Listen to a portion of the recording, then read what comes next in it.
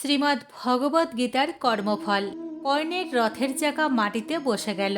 তিনি তা মাটি থেকে তোলার জন্য রথ থেকে নিচে নামলেন। এ সময় তিনি নিরস্ত্র ছিলেন। ভগবান শ্রীকৃষ্ণ তৎক্ষণাৎ অর্জুনকে কর্ণকে বাণ মেরে হত্যা করার নির্দেশ দেন।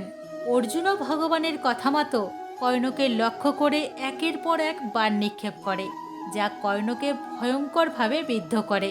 এতে কর্ণ মাটিতে লুটিয়ে পড়ে।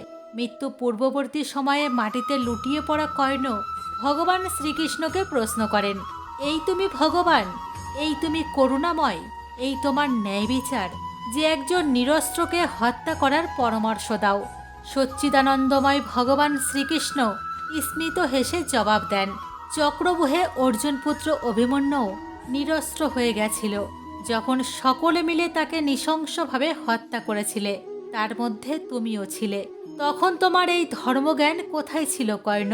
এই জগতে যে যেরূপ কর্ম করবে আমিও তাকে সেইরূপ কর্মফলই প্রদান করি।